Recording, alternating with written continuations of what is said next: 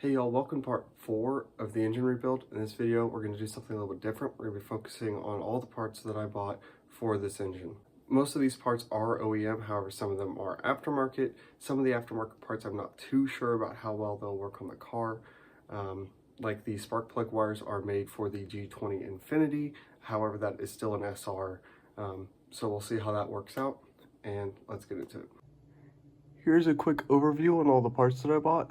All of the aftermarket parts are over there on the right, and then the rest of the table is OEM or OEM spec. So the first big part is the crankshaft. I had to get a new crankshaft because our number 3 rod journal was completely gone, as you've seen in previous videos. But it's technically an aftermarket one, but it's OE spec. Should just drop right in.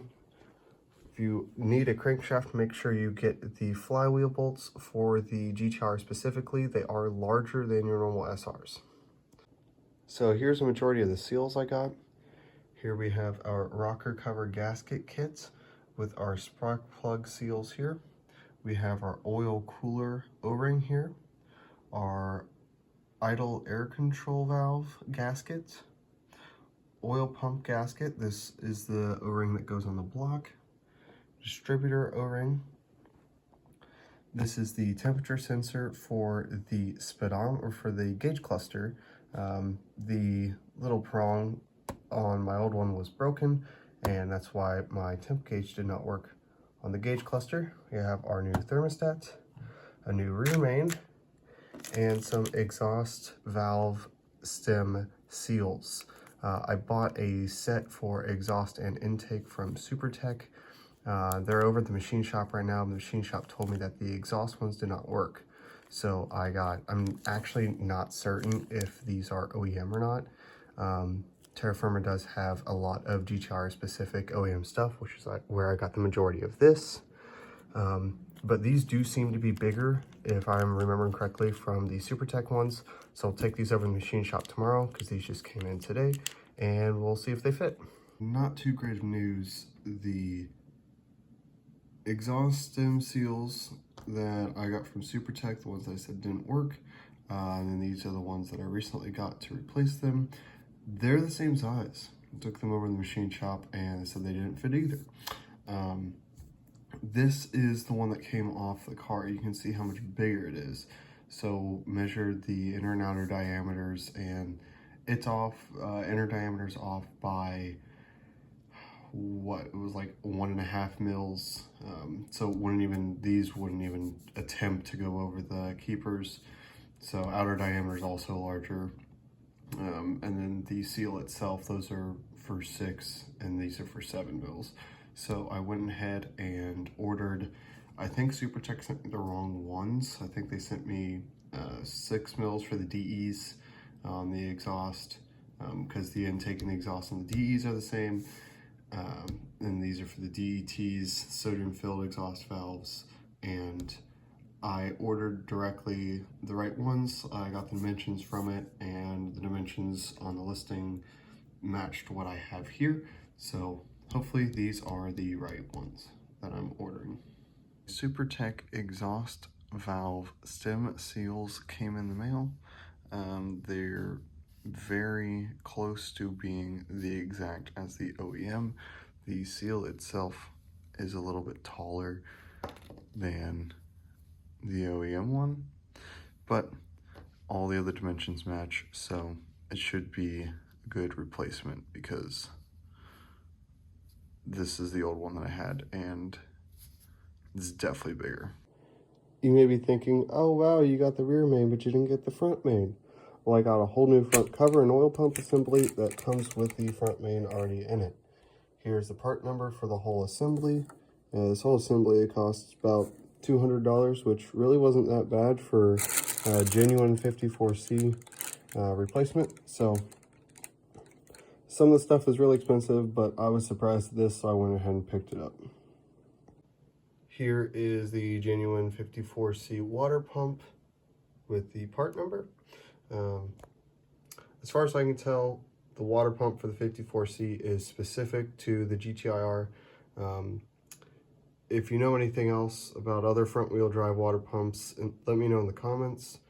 I could be wrong, but as far as I can tell, like I said, this is specific to the 54C, and it's also, you know, stamped with the engine code on the water pump. Here we have our two new dowel blocks. I was actually missing one, and the one that I did have didn't look in too great of a shape, so I just said screw it and went ahead and gonna replace both of them. Here's our OEM oil pan, steel oil pan.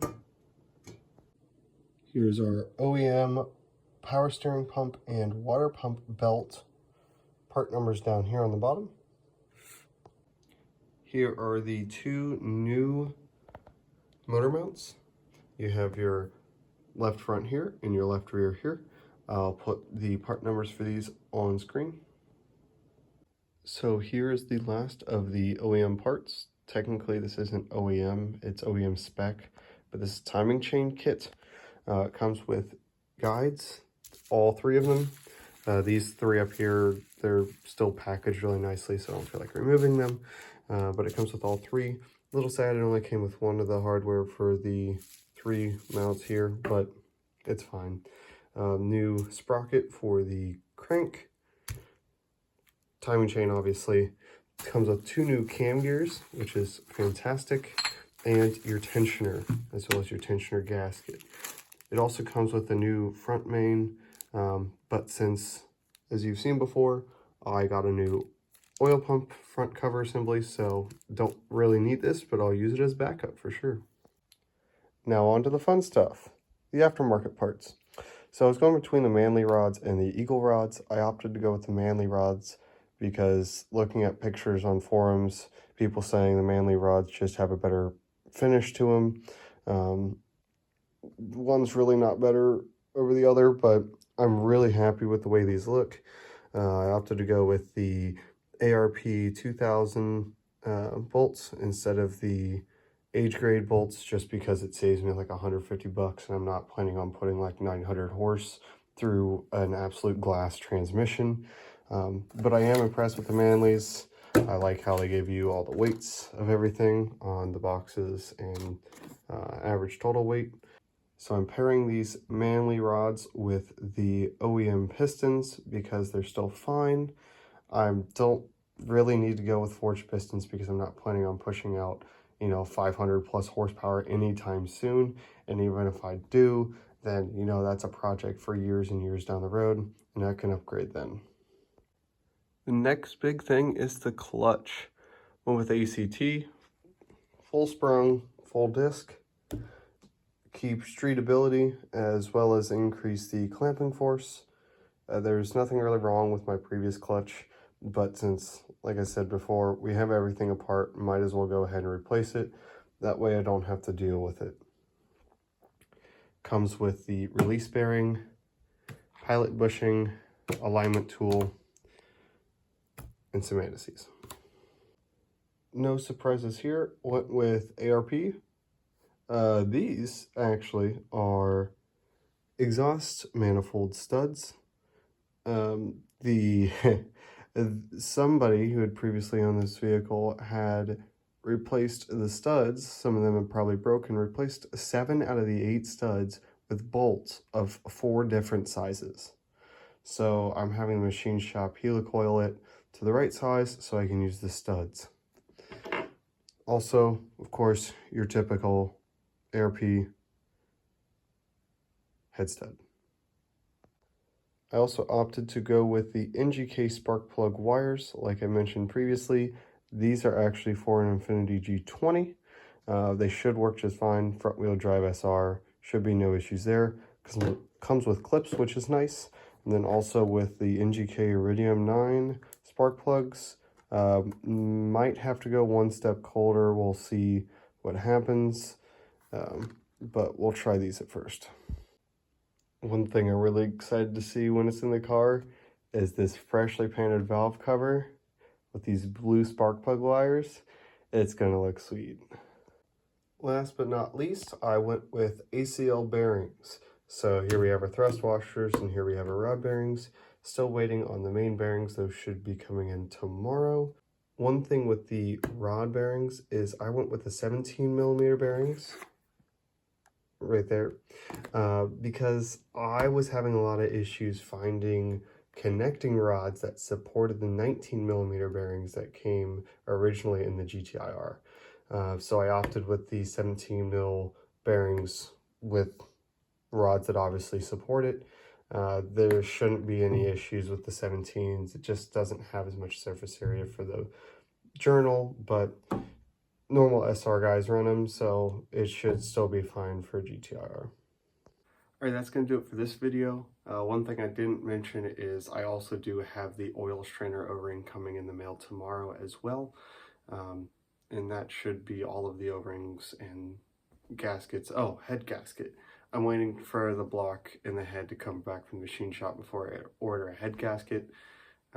Just to make sure they didn't have to, either if they did deck it or didn't deck it, what thickness of head gasket I need, how much they honed out the cylinders, see if I need to get oversized fire rings and whatnot. I'll probably go with the Tomei 88 mil 1.2mm thickness anyway, but I just want to see what the machine shop did. So as I'm editing this video, some more parts came in. Here's all the parts that I got. Like I mentioned, Tomei MLS head gasket, part number, bore, thickness. I got this from Blackhawk Japan. I was very impressed with their packaging and how fast it came, their pricing. It was all fantastic. Would recommend buying from them. Got an OEM piston rings. Had the block rehoned for a re-ring, so I didn't need to get oversized pistons or oversized rings, so I was able to use stock size. Oil strainer O-ring, like I had mentioned. This is an alternator belt. Technically, this is supposed to be 830 mils. I don't have air conditioning in my car, so I used a smaller belt. But the one that I pulled off the car was 825 mils, so it'll work. These are main bearings, part number, ACL, and then a boost controller because somebody deleted the solenoid and the catch can, so I have a catch can coming hopefully at the beginning of April. I also want to do the Turbo Smart blow-off valve, the dual port with the GTI adapter kit. I can't find either of those anywhere. I've tried multiple places. They all say they're out of stock, or say they're in stock. I order them and then they tell me they're out of stock. So I'm just going to try to source a factory recirculation valve, or I might go with Forge Motorsports, their billet one, because right now I don't have a blow-off valve. I'm not a huge fan of compressor surge. Also don't like blow-off valve sound, just want it to be nice and quiet, but it'll still give me the performance boost. I know an atmospheric or dual port would be my preferred, but can only do so much. Sorry if this was a little bit more boring. I know it's out of the ordinary so far. Did this a lot for myself for categorizing what I did, but also if it helped you in finding either part numbers or deciding on what parts you wanted to put on your car, then hey, there you go.